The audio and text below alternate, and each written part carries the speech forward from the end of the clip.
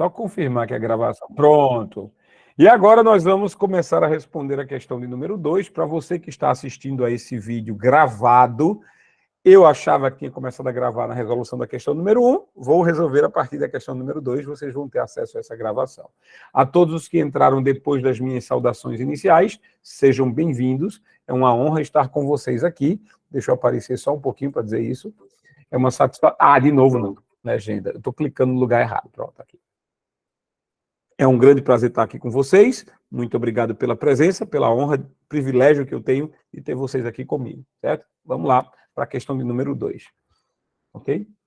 A questão de número 2, ela diz o seguinte: embutida dentro dos processadores modernos, a memória buffer minimiza o desequilíbrio de velocidade entre o processador e a memória principal, por meio do armazenamento dos dados e das instruções mais frequentemente utilizados pelo processador. Permite que estes sejam acessados mais rapidamente. Olha só, para explicar essa questão, eu vou ter que lembrar o seguinte: todo computador tem um cérebro.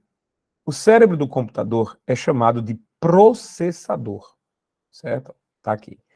O nome oficial é microprocessador. É o cérebro de um computador, tá? Dentro do microprocessador está o que nós chamamos de CPU. A CPU é a central nervosa do seu computador.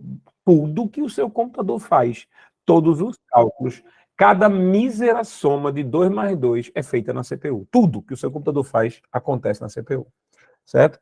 Ao lado do microprocessador está uma grande quantidade de memória, chamada memória principal ou memória RAM, certo? Memória RAM, também chamada de memória principal. Olha, todas as vezes, nesse momento agora, você está me ouvindo e lendo o meu texto, você está vendo o que eu estou desenhando. Isso agora que está acontecendo na sua vida está sendo guardado na memória RAM do seu computador. A memória RAM, ela guarda as informações que estão sendo usadas agora. Então, guarda as informações atualmente usadas. Então, veja, se você começa a digitar um texto no Word, você abre o Word lá e começa a digitar um texto no Word. Seu TCC, seu projeto, alguma coisa, projeto de conhecimentos pedagógicos, alguma coisa. Você começou a digitar. Eita, olha só. Atenção.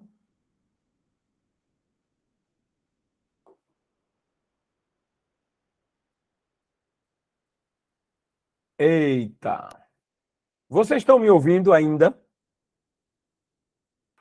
Sim, tá normal. Sim. Tá normal. O programa que eu estou usando aqui, ele deu uma mensagem de erro, foi o que apareceu agora. Como eu pensei, eu disse, meu Deus, este é o programa que eu estou usando para transmitir para vocês. Deixa eu ver se eu trocar a câmera aqui, vocês conseguem me ver. Estão me vendo de novo? Sim, professor. Então tá rolando. Vamos embora com a graça de Deus. Foi só um falso alerta. Graças a Deus, foi só um falso alerta. Então vamos lá. Enquanto eu estou trabalhando num computador, digitando textos, por exemplo, esse mesmo texto que está aqui, tudo isso, todos esses desenhos coloridos que eu estou fazendo, estão na memória RAM do meu computador. Se eu desligar o computador, a memória RAM, ela apaga tudo. E aí você tem que abrir todos os programas de novo. O meu medo, nesse caso que aconteceu agora, o meu medo foi o seguinte, eu estou apertando o lugar errado, eu vou tirar essa vinheta do lugar, pelo amor de Deus, não é possível. O meu medo era que esse programa que eu estou usando aqui para transmitir para vocês, se ele der defeito, significa que ele saiu da memória RAM. Significa que ele deu algum defeito, ele sai da memória RAM. Se ele sai da memória RAM, quando você fecha um programa, ele sai da memória RAM. E aí o que acontece? A memória RAM, ela guarda tudo que você está fazendo, cada palavra que você digitou, cada desenho que você fez, cada imagem que você está usando naquele momento, fica na memória RAM. A memória RAM, ela não guarda coisas para sempre, não. A memória RAM só guarda enquanto o computador estiver ligado, enquanto o programa estiver aberto. Se eu quiser guardar uma coisa para sempre, se eu quiser guardar uma coisa para a posteridade, eu vou ter que salvar. Então, salvar é pegar o que tem na memória RAM e gravar numa memória firme, gravar numa memória eterna, gravar numa memória permanente. Essa memória permanente pode ser o pendrive, essa memória permanente pode ser o SSD, essa memória permanente pode ser o disco rígido. O que importa é, quando você salva, você grava aquela informação numa memória permanente. A informação, enquanto estiver na RAM, ela não está segura. Quando ela for salva, ela fica segura porque ela vai ser gravada numa memória permanente. Certo? Então vamos lá, vamos voltar aqui para a memória RAM. Certo? Então, a CPU, ela calcula as coisas. Eu vou botar aqui entre aspas. A CPU é quem pensa. A memória principal, ela armazena a informação, apenas armazena a informação enquanto o computador estiver ligado. Então, quando acontece de ter que somar 2 com 5, o 2 fica aqui, o 5 fica aqui. Eles ficam guardados na memória RAM. Mas a CPU vai ter que ir lá buscar, gente. A CPU vai ter que buscar o 2 e o 5 para fazer a soma aqui dentro e devolver o resultado 7 aqui. Então, o tempo todo, 24 horas por dia, a CPU está conversando com a memória RAM. A CPU e a memória RAM são duas vizinhas fofoqueiras. Elas ficam conversando o tempo todo, o tempo todo, o tempo todo. O que acontece é que seu computador trabalha assim. Mas seu computador não gosta que isso aconteça. Sabe por quê? Porque a CPU, ela tem uma característica de ser centenas de vezes mais rápida que a memória RAM. A memória RAM, ela é muito mais lenta que a CPU. Então, todas as vezes que a CPU vai conversar com a memória RAM, a CPU meio que se humilha. Ela está se humilhando, ela tá tendo que conversar com alguém que é muito mais lento que ela. E aí o seu computador, ele fica lento, ele limita pelo mais lento, né? O seu computador, a corda sempre arrebenta no mais fraco. Então, o seu computador, a velocidade de trabalho do seu computador é definida pelo mais lento. E o mais lento é a memória principal, é a memória RAM. Tá? Aí, existe uma memória dentro da CPU, na verdade, dentro do processador. Existe uma memória dentro do processador que ela trabalha tão rápida quanto o processador, porque ela trabalha dentro dele, né? Ela trabalha dentro do corpo do processador. Então, essa velocidade aqui, ela é muito mais rápida. Essa memória que eu acabei de desenhar aqui, esse quadradinho vermelho, pronto. Essa memória aqui, ela é uma memória que guarda tudo aquilo que é mais frequentemente usado. É uma memória que guarda as informações que você mais usa, para que você não precise recorrer à memória RAM de tempos em tempos. Então faz o seguinte, em vez de ir buscar na memória RAM, que a memória RAM é lenta, vamos buscar nessa memória mais perto, essa memória mais rápida. É uma memória que fica dentro do processador, dentro dos processadores modernos. Existe uma memória que minimiza o desequilíbrio de velocidade entre o processador e a memória principal. Como eu disse, essa é muito rápida, essa é muito lenta. Existe um desequilíbrio de velocidades. Mas para evitar que esse desequilíbrio afete o seu computador, existe uma memória aqui dentro, certo? E por meio do armazenamento dos dados e das instruções mais frequentemente utilizadas pelo processador, esta memória interna, ela permite que estes dados sejam acessados mais rapidamente. Está tudo certo nessa questão, exceto o nome da memória. O nome da memória não é buffer. O nome da memória que fica dentro do processador e que tem todas essas características aí é memória cache. A questão estaria correta se ao invés da palavra buffer houvesse a palavra cache. Só isso. Mas a questão, eu nunca vi uma questão tão bem escrita sobre memória cache. Essa questão foi linda. Para explicar ela, foi necessário apresentar uma série de conceitos, como vocês viram. Mas essa questão é linda, perfeita. E na sua prova da EBSER, né, se você for fazer a EBSER, vai ter hardware. Isso é conceito de hardware, conceito de peças, né, material físico do computador. Vai fazer a prefeitura de Pombos, tem hardware também. Esse assunto de hardware, na maioria dos concursos, não estava caindo, mas está voltando a cair. Conceitos de peças do computador, entender como o computador funciona. Essa questão está errada, porque o nome da memória não é buffer. O nome da memória é cache. Certo? Bora lá. Eu não quero que todo mundo responda, senão a gente vai ter Meu Deus, de novo, peraí. Eu não quero que todo mundo responda, porque senão a gente vai ter muito tempo todo mundo respondendo. Mas eu queria que Val e mais uma pessoa, por favor, respondesse. Como é que está o ritmo?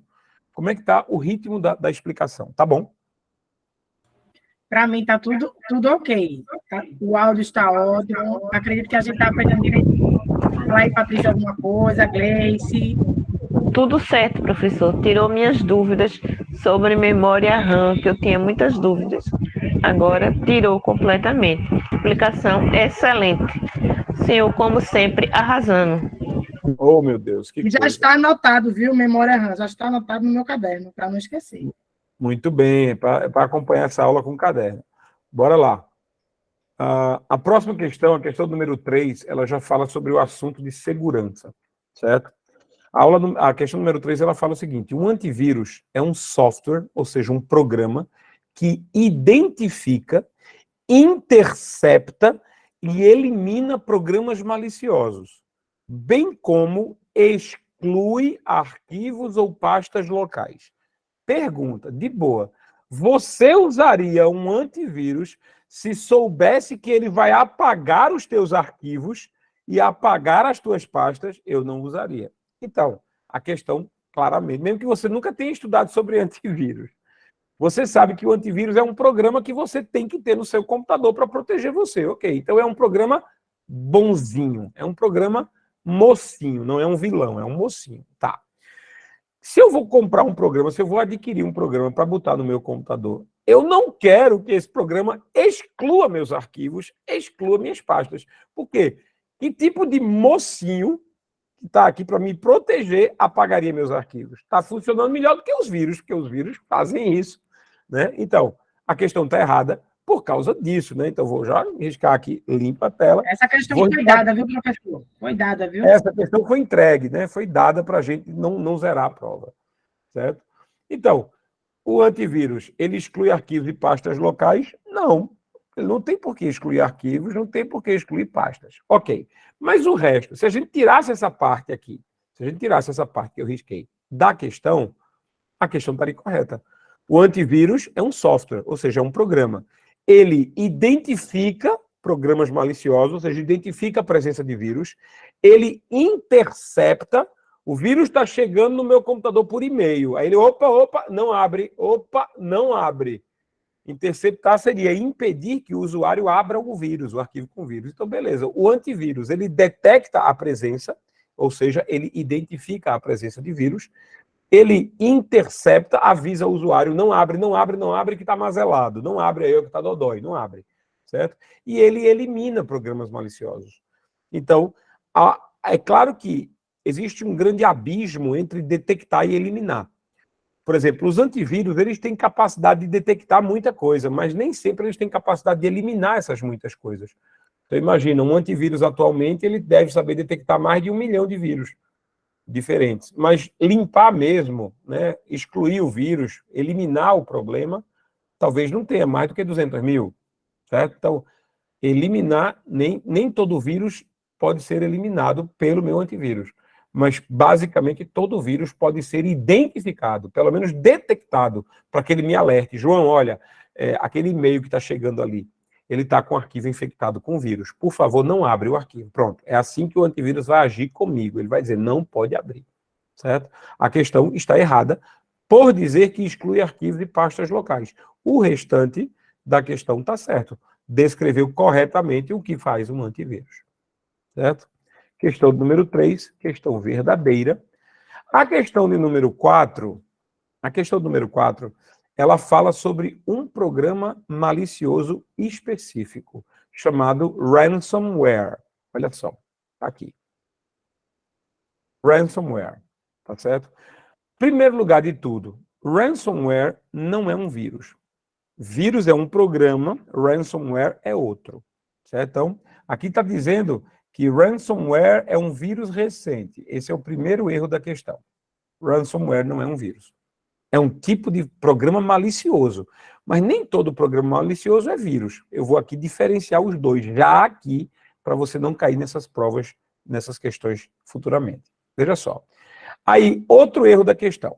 Ele está dizendo o seguinte, o Windows Defender, que vem junto com o Windows 10, não possui recursos para proteção contra ele.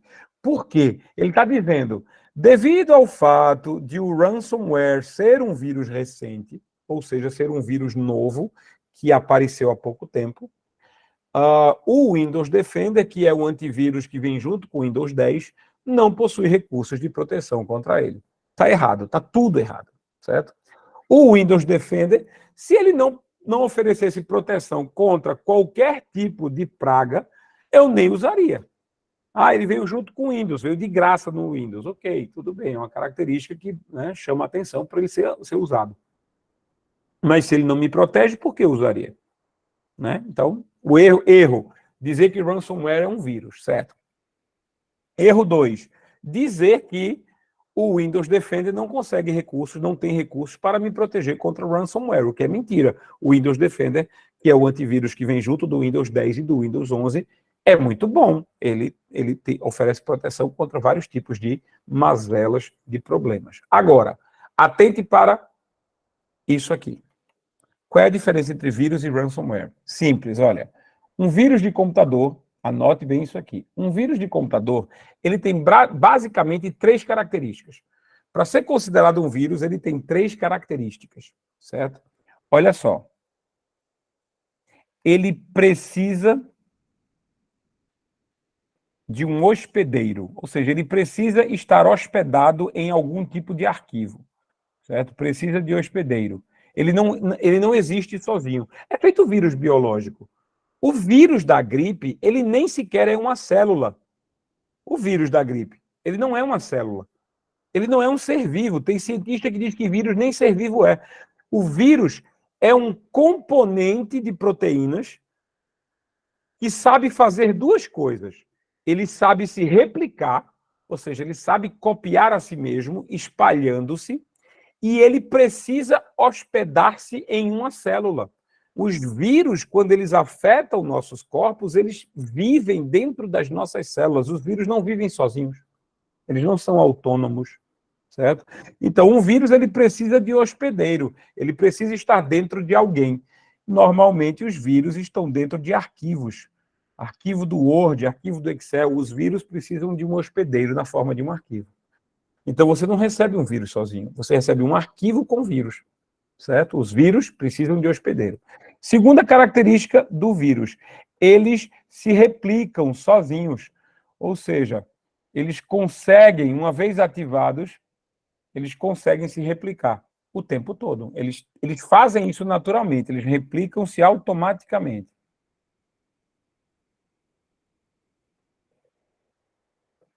De arquivo em arquivo. Ele sai de um arquivo, sai não, né? Ele fica no arquivo e se copia para outro arquivo. Certo? Terceira característica dos vírus. A propagação dos vírus precisa da intervenção do usuário. É a besteira que o usuário faz que continua a propagação do vírus. Então, a propagação do vírus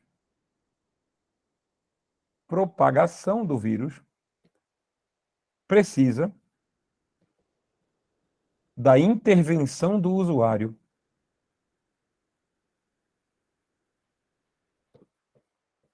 Só isso.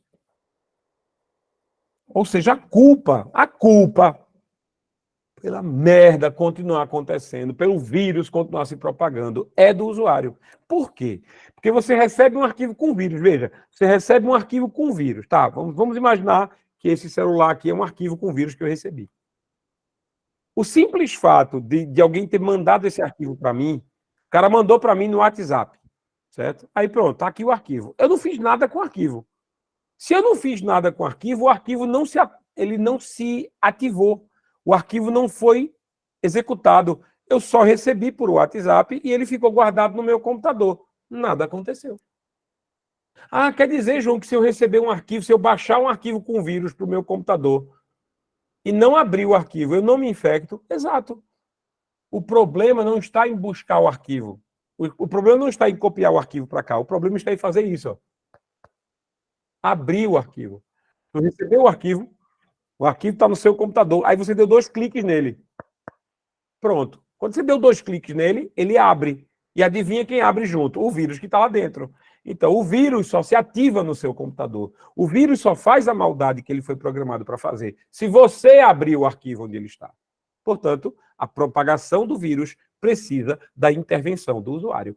A ativação do vírus precisa da intervenção do usuário. Certo? São as 3 características de um vírus. E qual é a característica desse programa que é chamado ransomware? A característica desse programa que é chamado ransomware é que ele faz o seguinte: quando você abre um ransomware no seu computador, duplo clique, esse ransomware ele faz 2 coisas.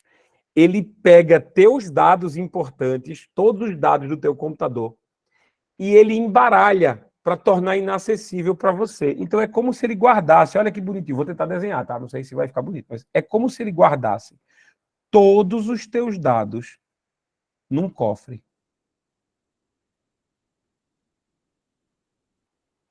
Certo? Daqueles cofres de ferro pesadão, que se cair no pé, arranca um dedo. Pronto. Ó. Tá aqui aquela giro, coisinha que gira, maçanetazinha, para com o segredo lá para abrir o cofre. Pronto. Então imagina. O que o ransomware faz, ele pega todos os teus dados, apostilas, vídeos, fotos, sei lá, MP3, música, o que tu tiver guardado, as fotos de infância dos filhos, dos netos, pronto, o que tu tiver guardado, que tu acha que é interessante, ele pega todos os teus dados e joga dentro de um cofre. E você não vai conseguir abrir. Porque você vai precisar de uma chave especial para abrir o cofre.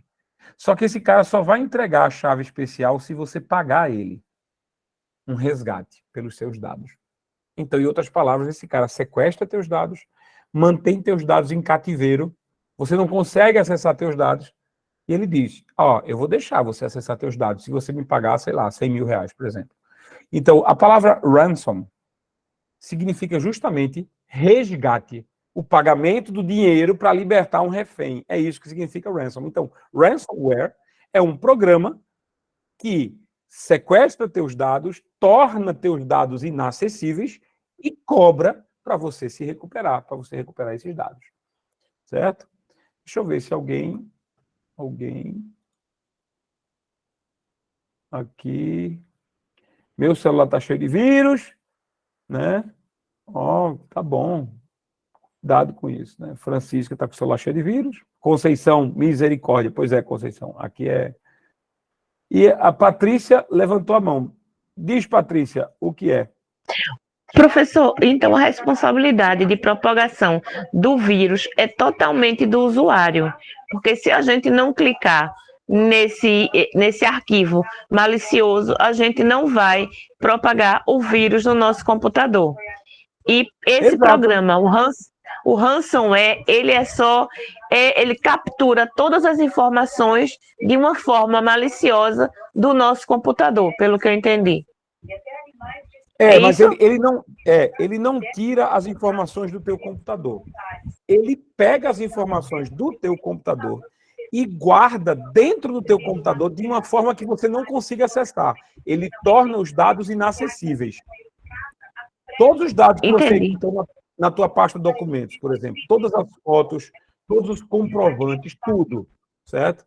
Ele criptografa. É como se ele passasse uma chave, um cadeado nos meus arquivos. Exatamente. Só que você só vai abrir com a chave se pagar o resgate. Ele só vai te dar a chave se você pagar. A função do ransomware é essa. Tornar dados inacessíveis e cobrar pelo resgate. Entendi. Obrigada. De nada. Bora. Então, pronto. A questão aqui, ela tem 2 erros. Chamar ransomware de vírus, porque não são a mesma coisa, e dizer que o Windows Defender do Windows 10 não possui recursos para proteger contra ransomware. A gente aproveitou para explicar, né? A gente aproveitou para... Um detalhe, as pessoas que nunca assistiram aula comigo, né? A Val já assistiu aula comigo, Patrícia já assistiu aula comigo, elas não têm o costume comigo. Eu escolho, sei lá, 20 questões para comentar, mas eu comento de forma tão detalhada. Não, isso aqui, esse conceito tem que vir aqui, papapá. Que eu nunca consigo terminar a ficha numa aula. Se eu boto 20 questões, eu termino 10, 9. Eu coloquei aqui 10 questões, talvez eu termine 6, certo? Não sei. Então, assim, eu nunca consigo terminar a ficha. Por quê? Porque eu vou detalhar cada uma das coisinhas, porque alguns de vocês talvez nunca tenham visto esses conceitos. Então, eu prefiro ser minucioso, detalhista, para que todo mundo aprenda com essa aula, para que aproveite para aprender. Melhor do que toque de caixa, sair respondendo um bocado de coisa, né, sem preocupação. Então, questão 4 está errada, por tudo que a gente mencionou. Vamos embora para a questão número 5. A questão número 5, ela diz o seguinte: spyware. Spyware é um código malicioso, ou seja, um programa malicioso, também chamado de malware, que se propaga automaticamente por várias redes de computadores, enviando cópias de si mesmo para cada computador. Veja, certo? Existem dezenas de tipos de programas maliciosos diferentes. Vírus, ransomware, spyware, cavalo de Troia, rootkit, exploit, backdoor, todos esses termos caem em prova. Você precisa saber a diferença entre um cavalo de Troia e um backdoor. Você precisa saber a diferença entre um rootkit e um bot. Então, esses termos existem. Esses termos descrevem programas que fazem coisas diferentes, mas todos são programas maliciosos. Todos são programas que fazem alguma maldade. E todo programa malicioso ele é chamado de malware. Então, esse termo que está aqui em cima, entre parênteses, malware, significa programa malicioso. Programa que faz algum mal. Programa que prejudica alguém. Certo? Então, os caras... Agora, só que existem vários tipos de malware. Dependendo da forma como eles agem, dependendo daquilo que eles fazem, a gente tem malwares diferentes. Aqui, ele está perguntando por um malware, mas está dando a característica de outro malware, certo? Então, vamos lá. Eu vou primeiro dizer qual é o malware verdadeiro que tem essa característica. Imagine um código malicioso que se propaga automaticamente por várias redes, enviando cópias de si mesmo para cada computador. Você, quando olha isso, parece que você está falando do vírus. Mas o vírus não se propaga automaticamente? Também, certo? Mas o vírus, ele se propaga de arquivo em arquivo. Quer dizer, se você tem um arquivo aqui do Word, você tem outro arquivo do Word, o vírus vai se copiar de um arquivo para o outro. Porque o vírus, ele se copia de hospedeiro em hospedeiro. O vírus se copia de arquivo em arquivo. Aqui a pergunta é outra. É um programa que se copia de computador em computador. É um programa que se copia usando as redes de computadores para se copiar. O nome desse programa é o worm. Isso aqui, ó. O worm. A palavra worm significa verme. Ele se propaga de um computador para outro. Ele se copia usando redes. As principais características, assim, muita gente confunde e muita banca de concurso, ela coloca esse motivo de confusão entre o worm e vírus. As características dos vírus a gente já viu na questão passada. A característica do worm são as seguintes, ó. O worm, ele se propaga pelas redes. As provas vão usar essa expressão. Se propaga pelas redes. Tá? Então, olha só. Se propaga automaticamente por várias redes de computadores. Pronto. Se propaga pelas redes, é um worm. De cara, você vai conseguir reconhecer essas palavras-chave, essas expressões-chave, você vai conseguir reconhecer, tá certo? É só dar uma lidinha, você vai ver. O worm, ele se propaga pelas redes. Segunda característica do worm, ele não usa hospedeiros. Ele não precisa estar dentro de arquivos. O vírus usa hospedeiros. O worm não. O worm, ele é um arquivo autônomo, ele é o próprio programa. Você vê o worm no seu computador, dá para ver, certo? É só achar o arquivo certo. Então, não, o worm, ele não usa hospedeiros, tá? Aqui, terceira característica do worm, e essa é muito, muito importante.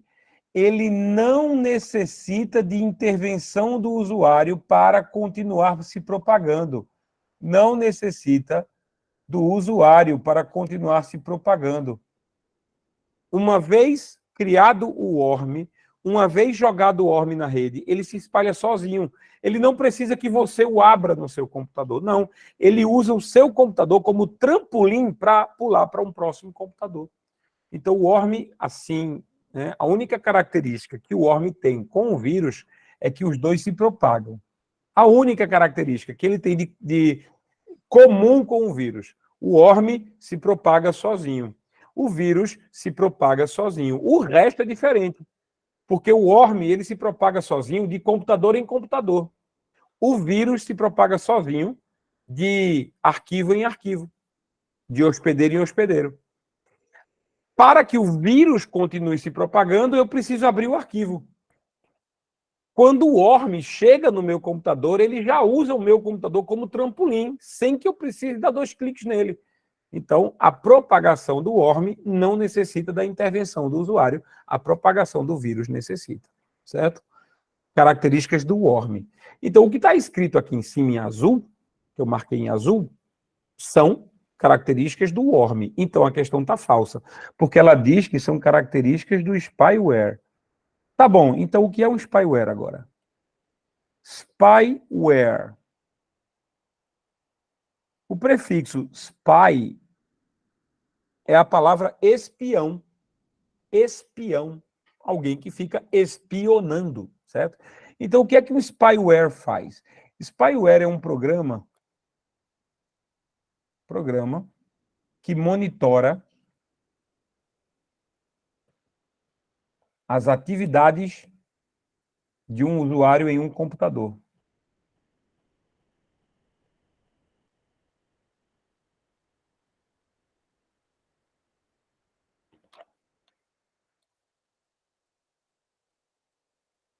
Pronto.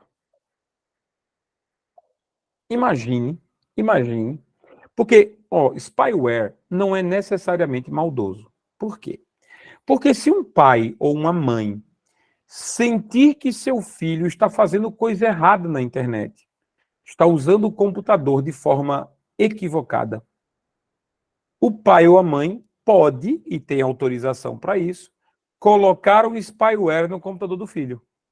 Porque aí, de 5 em 5 minutos, o spyware fica fotografando a tela do menino, fotografando, vendo o que ele digitou, vendo quais sites ele acessou e fica mandando um relatório de 5 em 5 minutos para os pais, sem que o usuário saiba, sem que o filho, o adolescente saiba. Então, o spyware, ele é um programa colocado dentro de um computador, que faz aquele computador virar uma casa do Big Brother. Aquele computador vira uma casa do Big Brother. Por quê? Porque a partir do momento que eu coloco um spyware ali dentro, eu consigo monitorar o que aquela criança está fazendo, do que aquela vítima, do que aquele meu alvo de espionagem está fazendo. Tá? Então, o spyware é um programa que monitora as atividades de um usuário dentro de um computador. Só isso. Você usa para espionar. Tem pai que espiona filho, tem esposa que espiona marido, marido que espiona esposa, pronto. Vou botar o spyware no computador da minha esposa para saber o que ela anda fazendo. Vou botar o spyware no computador do meu marido para saber o que ele anda fazendo. Certo? É possível. Tá? É para isso que serve um spyware. Agora, claro, como é que eu recebo um spyware no meu computador? Sei lá, pode ser por e-mail, sei lá, pode ser pelo WhatsApp, sei lá, pode ser colocado pela assistência técnica, né? Se você já levou seu laptop ou seu computador para assistência técnica, aí a minha pergunta é, você confia 100% que a pessoa que está lá na assistência técnica, ela não vai querer te espionar? Ah, mas por que ela queria me espionar? Sei lá, ela vai poder ver o que você digita, a senha que você digita, qualquer coisa que você digita, não sei. Então, cuidado, certo? Então, o spyware pode ser colocado no seu computador por uma assistência técnica, por exemplo. Eu não quero criar paranoia em ninguém, mas é possível, certo? Portanto, tá aí. Questão 5 está errada. Ela fala do worm, mas descreveu o nome spyware. Está errado. As características são do worm. Tá certo? Vamos lá. Próxima, também questão de segurança. A questão sobre o ransomware. Olha só, essa aqui é boa. Eu achei essa questão muito boa porque ela é uma espécie de sopa de letras. Ela usa muitos conceitos, certo? E aí a gente vai analisar se esses conceitos estão certos ou não. Questão de número 6, ela diz o seguinte. O ransomware, programa similar ao worm, já começou errado. Já começou errado. Como a gente usa a expressão aqui, né? Já cagou na entrada. No início da questão já fez besteira. Olha só. O ransomware, ele não é similar ao worm. São duas coisas com características diferentes. O ransomware sequestra e pede resgate. O worm se propaga sozinho pelas redes de computadores. São duas coisas completamente diferentes. Parece aquela piada. Tu sabe qual é a diferença entre o sorvete e o poste? Aí a pessoa faz, não, lambe o poste para você ver qual é a diferença. Você vai descobrir qual é a diferença. Então, não tem nada a ver uma coisa com a outra. Então, dizer que o ransomware é um programa similar ao worm, já está errada essa questão. Mas vamos lá, prosseguindo. O ransomware oferece mecanismos, né, apresenta mecanismos de comunicação com o invasor, os quais, esses mecanismos, permitem que aquele computador seja remotamente controlado. Veja, ransomware não é similar ao worm. Ponto número 1, está errado.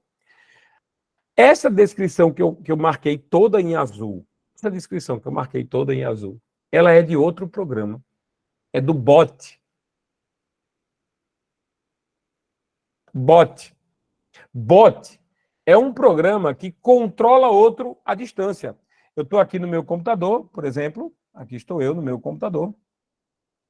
E aqui está o computador de outra pessoa, que está, sei lá, em Santa Catarina, né? Está na China, está em sei lá onde está, em outro canto. Aí olha o que eu vou fazer. Eu posso controlar, minha gente. Eu posso controlar aquele computador, dar ordens a ele. Se eu instalar um bot aqui, ó, se eu instalar um bot no computador da vítima, eu consigo controlá-lo. Eu consigo dar ordens ao computador. Você que está aqui trabalhando nesse computador, você nem vai perceber. O seu computador estará sendo usado por mim, em segundo plano, por trás dos panos. Você não vai perceber que tem alguém controlando o seu computador. Não vai aparecer um mouse andando sozinho, né? Não vai não. Mas eu vou conseguir controlar o seu computador, eu vou conseguir dar ordens ao seu computador. É isso que um bot faz. Um bot permite controlar remotamente um computador. Então, vê, na questão, lá em cima fala em ransomware, aqui, fala em ransomware. Aqui comete o erro de dizer que ele é similar a um worm. E aqui, em azul, ele classifica, ele categoriza, ele dá as características de um bot. É uma sopa de letras essa questão, usa vários conceitos. A questão está errada. Continuando a ler a questão, ela diz o seguinte: a principal característica desse programa, ou seja, do ransomware, é a capacidade de se propagar automaticamente pelas redes, que é uma característica do worm. Isso é uma característica do worm. Com o envio de cópias de si mesmo de um equipamento para o outro. Ou seja, tudo que está em vermelho aqui agora é característica do worm. Se você acredita, se você conhecia o worm e acredita que o ransomware, que você não conhece, é similar ao worm, é muito normal você marcar essa questão como verdadeira. Porque, veja só, cara, esse programa ransomware eu nunca vi, mas está dizendo que ele é similar ao worm. E lá embaixo está caracterizando o worm. Então, poxa, se o ransomware é similar ao worm, ele tem as características do worm. Alguém desavisado poderia pegar essa questão e deduzir que ela é verdadeira. Mas não, essa questão está errada por vários fatores. Certo? Fatores que a gente acabou de apresentar. Vamos embora. Questão de número 7. A questão de número 7, ela usa um pequeno código do Microsoft Excel. Está aqui, o Microsoft Excel.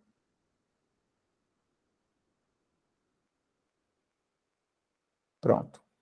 Uma pequena planilha do Microsoft Excel. Eu vou ver se dá tempo de eu abrir o Excel, porque esse computador que eu uso para gravar, ele é tão lento, mas tão lento. Eu vou tentar abrir o Excel aqui. Espero que o Excel chegue cedo. Aí eu vou mostrar a vocês uma coisa. Veja só. Na planilha do Excel 2013, mostrada ao lado, se eu inserir a fórmula, olha essa fórmula aqui, igual a 1 E comercial, esse E comercial aqui, aspas, hífen, E comercial, B1.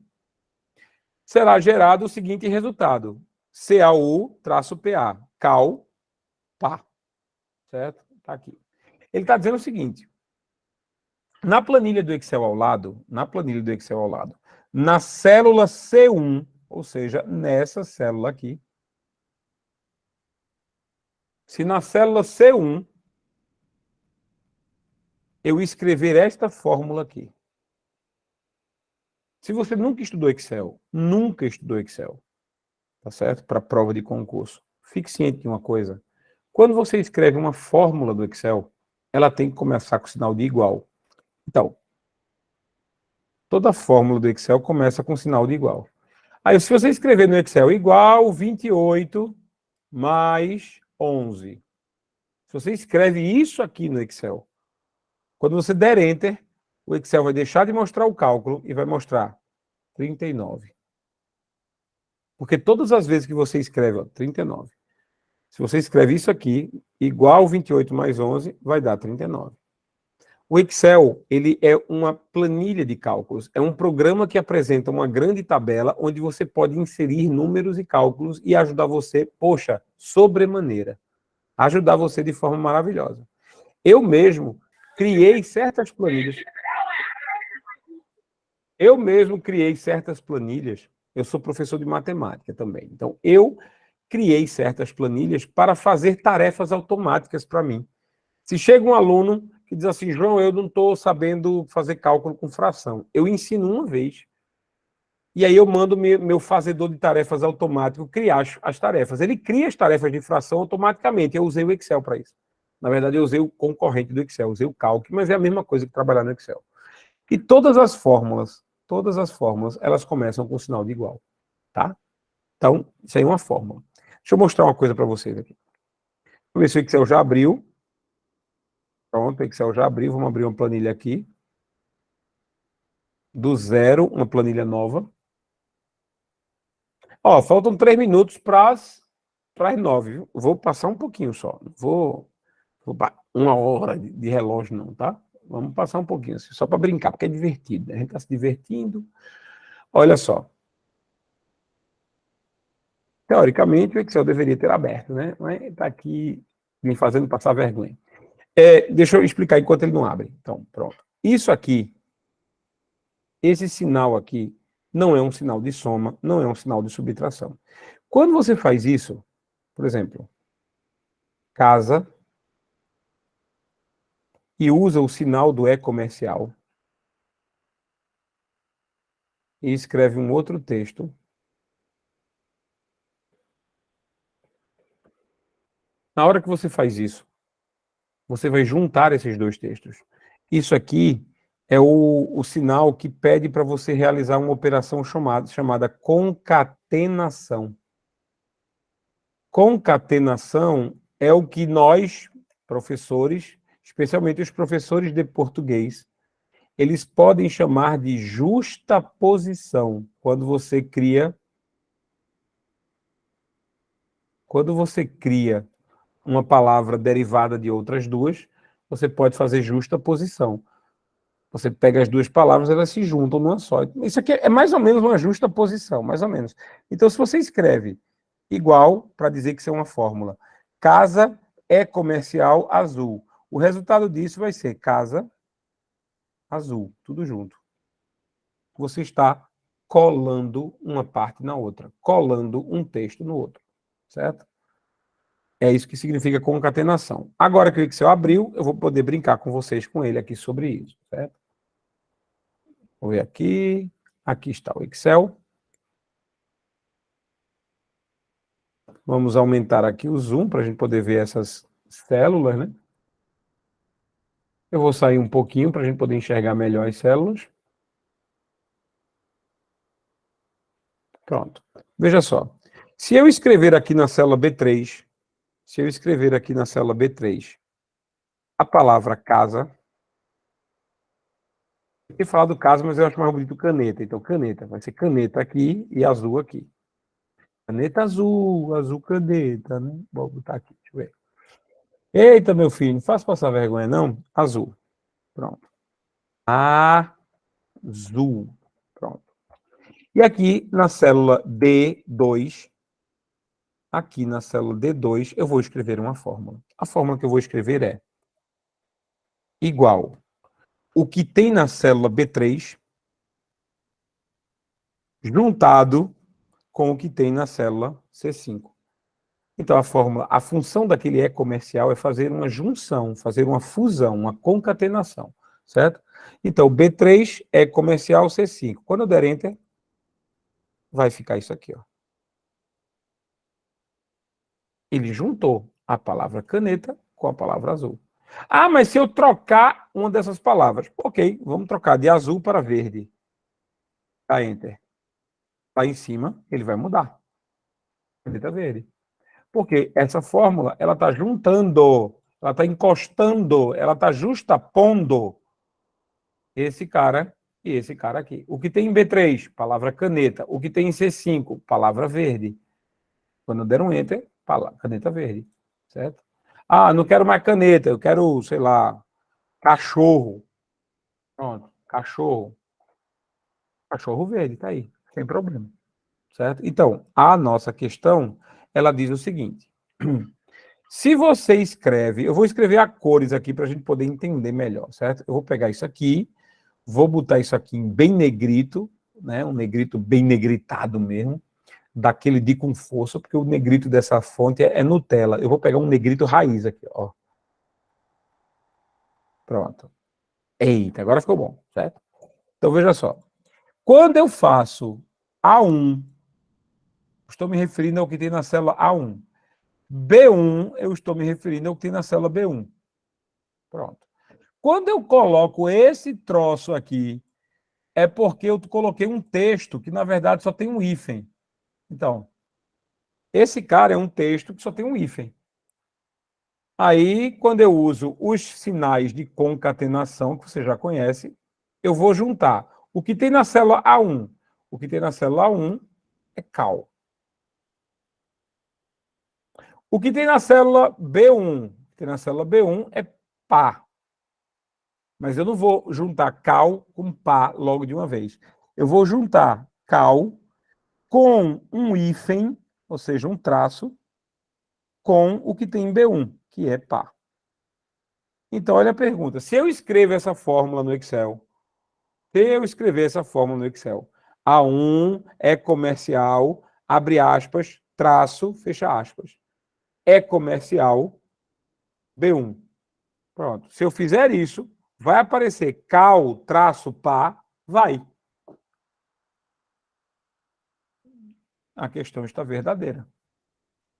Porque o símbolo do E comercial serve para fazer essa junção, justamente essa fusão entre palavras. Questão número 7, portanto, está verdadeira. Bora lá. Bora para a questão número 8. Deixa eu ver quantas eu juntei. Eu juntei 10. Então, eu vou terminar. A gente passou um pouquinho das 9, não tem problema. Vamos terminar para a gente poder concluir essa ficha e não deixar ninguém sem resposta, certo? Questão número 8. Oi, Lucineide. Lucineide, levantou a mão para perguntar.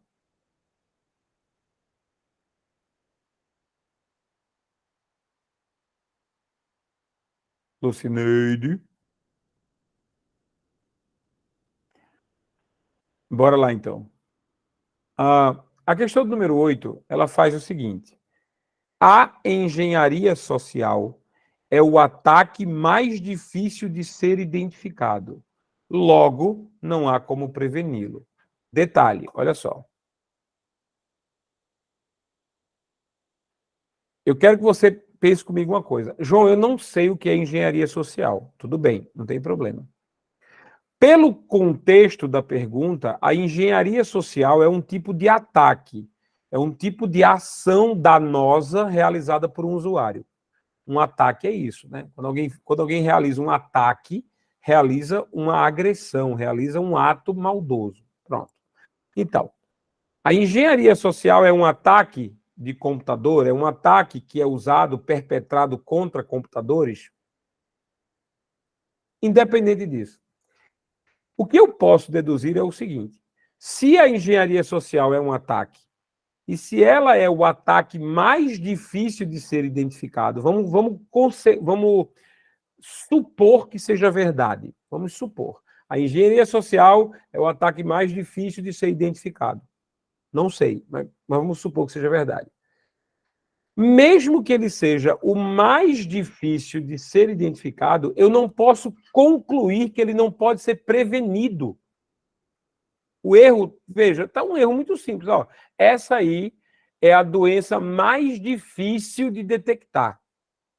Por isso eu não posso preveni-la, ou por isso não posso tratá-la. Não, peraí, calma. Tudo bem, é difícil detectar Covid.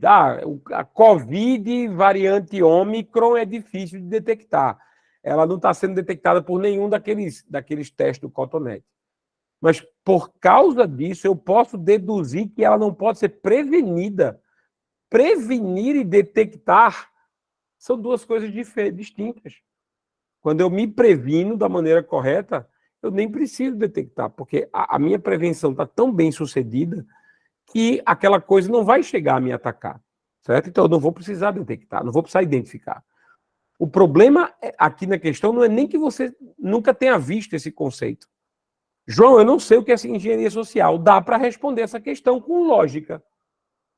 A engenharia social é o ataque mais difícil de ser identificado. Vamos supor que isso é verdade. Portanto, logo, né? Portanto, não há como preveni-lo. Eu não posso dizer isso. Está errado. Ela é difícil de detectar, por isso eu não consigo prevenir. Não tem uma coisa a ver com a outra, uma ligação. Não tem. Então, isso está falso, certo? Deixando bem claro, a gente nem analisou tecnicamente. A gente só disse, essa conclusão eu não posso chegar nessa conclusão partindo da premissa.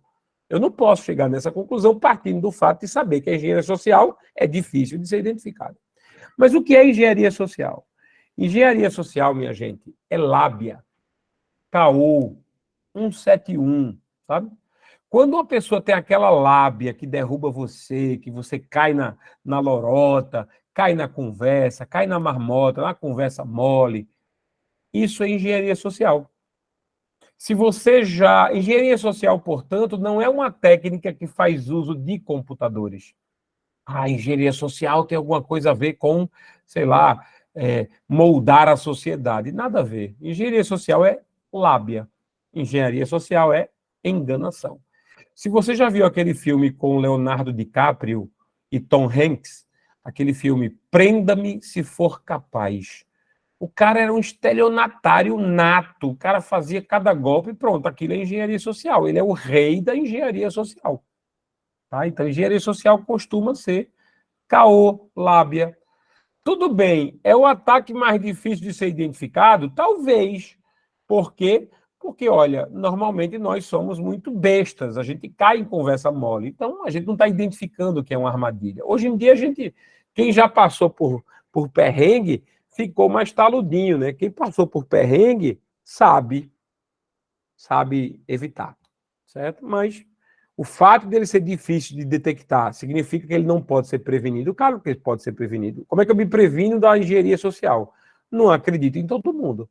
Eu me previno na engenharia social sendo desconfiado, feito mineiro.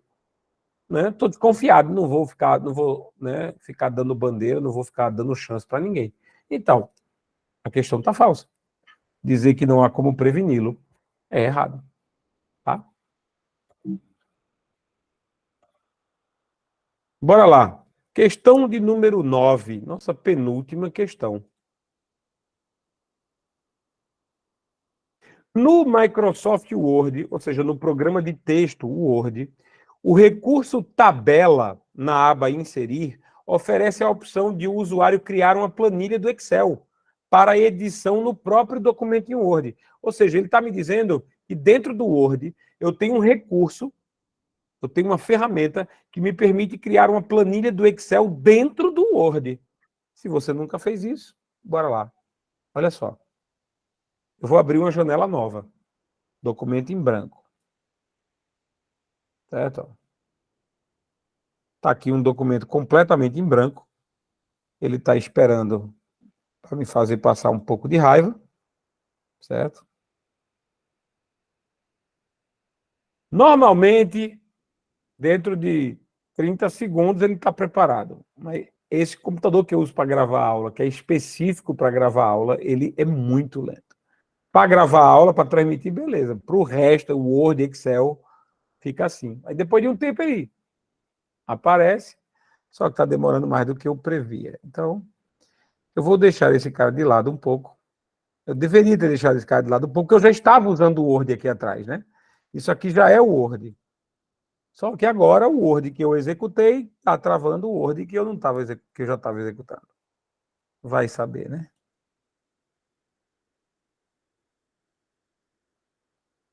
Bom, eu vou aguardar que nosso amigo ele nos dê.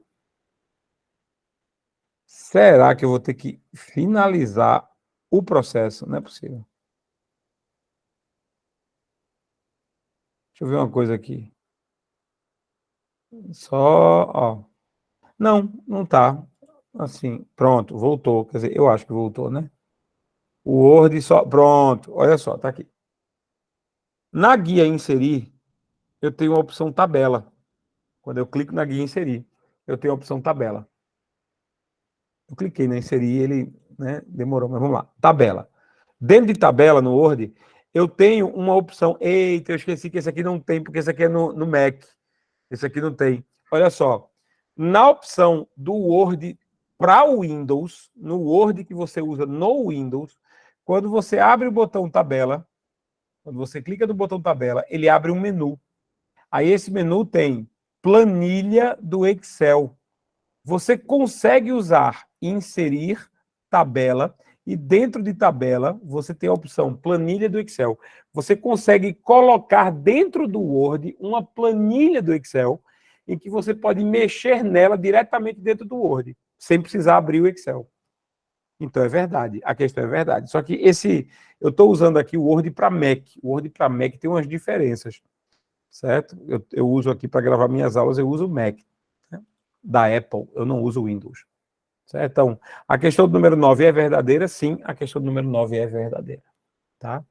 E aqui, olha só, no Microsoft Word, a opção pincel de formatação, ativada pelas teclas Ctrl Shift C, permite copiar a formatação de um trecho de texto previamente selecionado para aplicá-lo em outro trecho. Quem já usou o pincel sabe. Por exemplo, eu vou pegar essa palavra permite aqui, vamos selecionar essa palavra permite, e eu vou colocar ele em Cavoline, bora, a fonte Cavoline Negrito, mudei a fonte, vou colocar em vermelho, certo? Vou colocar em taxado, opa, passar uma linha no meio dele, e vou colocar em tamanho 26. Pronto. Olha só, eu mudei a palavra permite. Se eu selecionar a palavra permite, eu colocar o cursor dentro dela, piscando, e clicar no pincel, e aí eu vou clicar na palavra edição, a palavra edição vai ficar igual à palavra permite. Ou seja, eu copiei a formatação. Para copiar a formatação, a gente usa esse botão aqui, ó. Esse botão aqui, o pincel. Então, eu pego aqui a palavra permite, clico na palavra permite, clico no pincel e clico na palavra Word. A palavra Word copiará o formato da palavra permite. Ok? Então, o pincel existe para isso. Tá. A pergunta, ela também pede que você saiba que essa tecla de atalho aqui é a tecla de atalho do pincel. Para eu não precisar usar o mouse, eu posso usar Ctrl Shift C, pode. Para copiar um formato, para copiar o formato de uma palavra, sem precisar usar o mouse e clicar no pincel, você pode simplesmente botar o cursor naquela palavra e fazer Ctrl Shift C. Aí você copiou o formato. Você vai na outra palavra, para onde você quer aplicar o efeito, e faz Ctrl Shift V. Ctrl Shift C, copia o formato. Ctrl Shift V, aplica o formato que você havia copiado. A questão número 10 está correta. Ok? Bom, com isso, graças a Deus, terminei uma ficha na minha vida, olha só, consegui finalizar uma ficha inteira na minha vida. Vejam só. Se vocês quiserem, por favor, vai ser uma honra para mim. Eu estou no grupo, qualquer dúvida, dá um oi lá, privado, tá certo? Dá um oi, por favor, para mim vai ser uma honra. Segundo, Dá um oi nas minhas redes sociais, né? Minhas redes sociais estão aqui, @professor João Antônio. Dá um oi lá no Instagram, assistir aula com o professor João Antônio, que bom, me marca, vai ser um prazer, um grande, tá certo? E eu desejo a todos vocês, desejo de coração a todos vocês, que vocês tenham excelentes provas e excelentes estudos até as provas. Não desistam, eu estou à sua disposição para ajudar. Em breve, ó, a Val Disval, pergunta aí. Professor, a gente gostaria de agradecer pela sua aula, né? E por sua disponibilidade, tá? A aula foi excelente. Eu agradeço de coração, Val, agradeço a presença de todos vocês que estão aí, né, desde o início. Então, fiquem com Deus, Deus abençoe a todos vocês. Qualquer dúvida, me mandem. A gente vai organizar com o Val e com Patrícia, provavelmente um curso para poder ajudar vocês, se vocês tiverem interesse, vai lá no grupo mesmo, a gente vai conversar sobre, seja para a EBSER, seja para outro concurso, algum curso que possa ajudar você a assistir a aula, seja ao vivo ou seja gravada. Eu tenho vários cursos de aulas já gravadas, vocês assistem quantas vezes quiserem. O meu site, por sinal, eu vou deixar aqui para vocês, né? Ó, o meu site é www.professorjoaoantonio.com.br. Lá eu tenho diversos cursos, inclusive meu curso de matemática, para quem quiser, certo? Então, www.professorjoaoantonio.com.br, tá certo? Muito obrigado pela presença, muito obrigado pela paciência. Deus os abençoe. A gente se vê em mais uma oportunidade por aí. Boa noite a todos.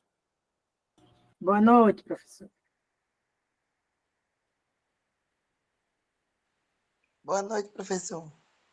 Boa noite, Conceição.